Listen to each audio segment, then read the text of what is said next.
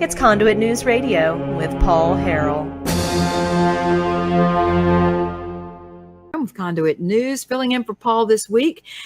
We have had the most interesting past hour talking about the whole medical marijuana thing. We had Dragon Bacentic here, who is one of the owners of the first medical marijuana dispensary to open in the state, and he answered a lot of questions. If you missed that, you can always go back to my Facebook page, Jan Morgan, and you can also go to the Conduit News page and get all the information that you need. You can re-watch this whole show or back it up and watch the whole thing and get the answers and share it with your friends because, we did cover a lot of territory for you. Green Springs Medical Dispensary is the name of the facility that Mr. Bacentic owns here in Hot Springs. And his sounded really interesting the way they put it out there so that you can actually pick what you want. Instead of, it being prepackaged and you don't know what you're going to get. So, and interesting, he also mentioned you might want to get back on my page. I'll try to put the written information for you in the thread so you'll know. But he mentioned a specific event tomorrow night where there are going to be a number of doctors. Here we go. It's Ascension Wellness Clinic. And for people whose doctors, if you have a doctor who isn't going to prescribe it for you and you really feel that you need it, you can go to this clinic. It's going to be tomorrow night from 5:30 p.m. at 295 Section Line Road. And they'll have a team of people there who can look at your medical. You need to bring your medical records, bring a valid state-issued photo ID, and they will get you taken care of if you qualify. So, all right. With me in this segment, we have Garland County Sheriff Mike McCormick, one of my favorite sheriffs in the whole state. In fact, you and Chris Brown. I love Sheriff Brown also. But anyway, so from a law enforcement perspective, this has been so confusing for the people. I can't imagine what you guys are up against because there's so much gray area out there. How are you all preparing from your standpoint to deal with any issues related to medical marijuana and what could happen as a result of people who are on that? I mean, what a changing time that we have right now. Yes, it is mind-boggling. It's very much a work in progress as far as law enforcement is concerned. My number one issue as sheriff here in Garland County is to keep the roads, keep our community safe. And what we want to focus on is making sure nobody is operating a motor vehicle, a motorboat, motorcycle, or what have you in a dangerous manner. Otherwise under the influence, whether it be under the influence of marijuana, prescription medicine, illegal narcotics or controlled substance. So it all kind of falls into the same gamut as far as I am concerned, and generally law enforcement is going to take that same attitude also. Okay, that's going to be interesting. I've been talking to some police officers on the scene, and just so you all know out there what ATF is saying. Now, I've been talking with ATF. I've talked to the state police, and here's what they're saying. Specifically regarding your gun rights, because that's what a lot of folks in the state are concerned about, losing their concealed handgun license. You state police say you will lose your handgun license. They may not come and yank it from you because they have no way of knowing. Now, and I just talked to Mr. Bacentic about this. There is not going to be a state database that law enforcement has access to that's going to tell them who has medical marijuana, correct? I mean, you don't right now, you don't have that. And state police aren't going to have that. When I talked to them the other day, they don't have that. And Mr. Bacentic said that it's a health department database, and it's like any other medical condition you have. Your meds, your prescriptions, that sort of thing are protected by HIPAA. So it's not like the police are going to start doing raids of your homes and making sure if you've got a medical marijuana prescription, they're going to come in and take your guns. That's not going to happen. That's not going to be an issue. But what ATF is telling me is that you cannot, if you have that medical marijuana prescription, you cannot be in possession of a firearm or ammunition. Now, I will tell you this. I talked to the folks in Little Rock, and then I talked to the folks with ATF national level. And what they're saying is, yes, when Jeff Sessions was Attorney General, he had a very adamant position against the whole marijuana thing. Now we have a new AG. William Barr. No one knows for sure where he's going to stand on this. And so ATF is kind of backing off now and saying, we don't really know what our official position is. We do know at this point it is illegal. According to federal law, it's still illegal. However, as you heard Dragon mention before the break, there are 33 states now where people are using medical marijuana. In some states, they've legalized marijuana. So, it's going to, I really am not expecting law enforcement to be going after people and their guns. And you're exactly right. What we're focused on is people out there driving under the influence, operating equipment in a dangerous manner. Okay.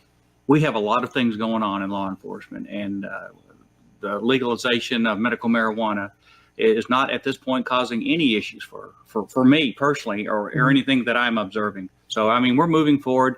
It's very much in doubt how all the laws and so forth are going to pan out over the next few months and the next few years. And we're just going along playing it as it comes. Now, Sheriff, is it true that a majority of crimes are related to drug use? I'm talking about heroin, those Flocka, some of those street drugs that are extremely dangerous. So I'm wondering if this might actually cause a reduction in some of that other stuff, because the people who were addicted to opiates in Arkansas is number 2 in the nation for opioid addiction. Okay. Number 2 in the nation. So I've been particularly interested in how we can get people off of opiates. And this is one direction those people are taking. They're going to do the marijuana to try to back off on the amount of opiates that they're taking, because the feds are cracking down and a lot of those folks can't get what they need. So it's going to be interesting to see if actually it helps more than hurts. Do you think, I mean, is that a possibility? I think it could go a lot of different directions, and only time's going to tell that tale. Right. I'm looking at it. I'm not expecting any major changes, to be quite honest with you. I mean, whether it's medical marijuana or if it's illicit drugs or prescription medication, they're all expensive. They all cost a lot of money. So one way or the other, people are going to have to get that money from someplace. Now, what about a traffic stop? Let's say, what are you telling your deputies regarding traffic stops, and if they smell marijuana in the vehicle? If someone has a medical marijuana card, what do you all?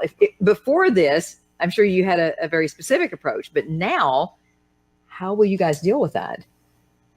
If marijuana is being smoked in the vehicle prior to the officer stopping it or during the stop, it's just like it was before. It makes no difference as far as I am concerned as Sheriff of Garland County and my deputies. Mm-hmm. Now, if they're not smoking in the vehicle and they're not putting anybody else at danger, of course, we've got a whole different approach. But what if somebody else is smoking it besides the driver? Well, we're going to have to weigh each individual case on a case-by-case basis. Okay. So if you have somebody that's smoking it in the car, period. And this is my stance right now. And a lot of this is ongoing and changing. And as the months roll on, we may change our stance on this. But as of right now, if we catch somebody smoking marijuana in the car, whether they've got the medical marijuana permit or not, they're going to be charged. Okay. And I think the law is leaning, if it's not already, 100% in that direction. Okay. Now, you have a list here of some specific places that I think people are going to be interested in knowing. These are places where you cannot use medical marijuana. Can you just kind of go over those for us so that people know? Sure. And I'm not saying this is mandated by the law, but I think as we go through them, it makes sense that you don't want people in an impaired condition in any of these places. Mm-hmm. So as we go through here, the ones on a school bus, we'd prefer that our school bus drivers not be smoking marijuana as they're picking up the kids. Right. On the grounds of a preschool, primary, or secondary school. Once again, that's kind of a common sense type thing. Okay. Correctional facilities, we don't want our detention deputies high during their shifts, or the inmates, of course. Well, we don't want them. But on that note, one of the questions from one of our viewers was, okay, well, prisoners get prescriptions for their ailments. Well, if this is now a prescription, what will you all allow? Because you have a jail. Have you all thought about that yet? What are you going to do when a prisoner says, my doctor says I should get medical marijuana. What are you going to do about that? Well, this is a very much a changing situation, but my stance on it at this point in time is no, hell no. Okay. Hell no. We're not only having no, our- but okay. Hell no. You heard him. You're the sheriff. So I guess, yeah, that's that sounded pretty definitive. So. In a motor vehicle, when it's being operated, in a private residence that's used for private child care. Okay. Right. Let's see, any public place where an individual could reasonably be expected to be observed by others. Mhm. So that right there cuts a lot of places out. Now, I'm not saying these are in the law as of this point in time, but if just following these guidelines, if they do become law, Mhm. I mean, it's going to resolve 99% of all the issues the general public is going to have. Right. You know, the federal government, because the feds say it's still illegal, they've taken a very strong stance against this, and yet so many states are pushing forward with it anyway. You know, you sheriff have more constitutional power in the county, in Garland County, than the president of the United States. That is a huge, a very powerful position, and I wonder if the feds come in and they start trying to enforce federal regulations on the people of your county, can people expect you to stand up for them and say, not here? I can tell you what I tell people on a pretty regular basis. Okay. And there's people pushing at all times. It never seems to slow down. And at least I think, you may find some people that disagree with me, but I'm a pretty easygoing person, but don't step on my toes. And if you want to poke the bear, you want to step on my toes, try to get in the middle of my business. That's where I draw the line. In the So middle when of it comes- people's business. Yeah, you're the protector, you're the guard between the people. So we're going to count on that. So what are some other things that you want people to know regarding this issue that maybe I didn't ask? I think it's got great potential. Mm-hmm. I think it's going to bring a lot of tax dollars into our community. And then I think those tax dollars are going to be used for the betterment of our community as a whole. So I'm looking forward to that. It's a sad day when, it seems like everything breaks down to money. Of course, if it's, and I believe this 100%, I mean, it can be a great tool, medical marijuana. So I look for some huge medical benefits, but I look for some huge financial benefits at all. And I hope a portion of that money goes towards public safety. Right. And you guys could use some financial, if you got a really nice facility and you're not able to open up it was about half of it. You've got a really nice jail. I'm sorry, I haven't been able to come out and see it, That's a good thing. Funding has been part of the issue, isn't it? Yeah, we've got about a third of the detention center that's not open at this point, and we stay at full capacity pretty much all the time. And yeah, money makes the world go round. And but my focus is towards public safety. I don't want people out there doing dangerous things and hurting other people. And I try to stop them as much as I can from hurting themselves. But the majority of it is keeping our community safe, and it's a full-time job, obviously, Right. for me and about 500 people in Garland, 500 law enforcement officers in Garland County. I did not realize your agency was that large. Well, the sheriff's office is only 200. Okay. uh, And the Department of Corrections. Well, you've got the city police department, you've got the state police, game and fish, law enforcement as a whole. There's a big presence in most communities. Tell me what is happening on the illegal drug front. I was asking another officer the other day because Flocka is moving south. It's moving our direction. Have you seen that appear yet in Garland County? If you all notice that, or what if not, what seems to be the biggest illegal drug issue that we have here right now? On the Flocka, I've not seen a whole lot of that in Garland County as of this point, but certainly it's a changing environment. Every month we're finding new drugs, and some drugs go by the wayside. It boils down to availability.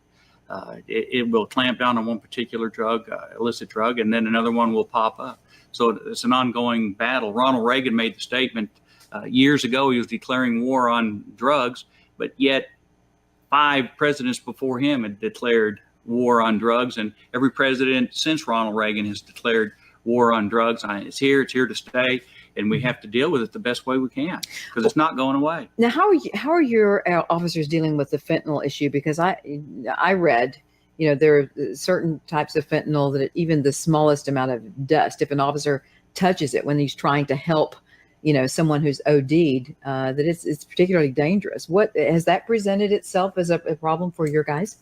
It hasn't presented a problem. It just makes us more aware and very, very cautious. And now all the law enforcement in Garland County, Sheriff's Office, Police Department, State Police, all carry Narcan. That's the drug that can revive someone that is unconscious from an opioid overdose. And are you having to do that often?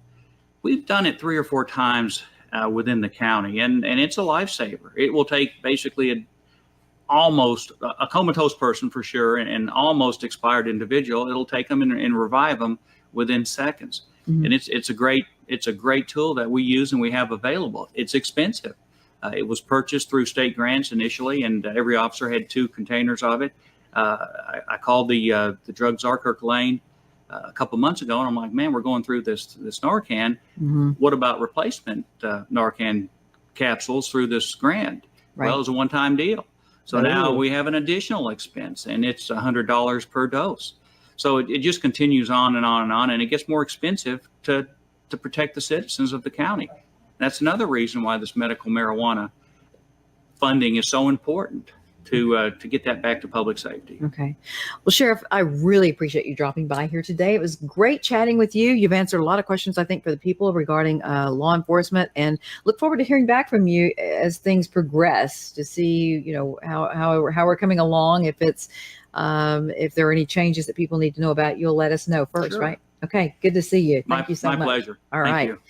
Okay, folks. So I was talking with Sheriff Mike McCormick, Garland County Sheriff, and we've been talking about the medical marijuana issue, what that means for people in law enforcement. The law enforcement community is in the same position many of us are in this state and around this country, because it's a new thing. And people aren't sure where the feds are going to come down on it, and what it's going to mean regarding gun rights. For example, even in our own state, I will tell you this: just stay tuned, because I think that we will be able to get you more information as the situation progresses. Thank you so much for allowing me to sit in for you, Paul Harrell.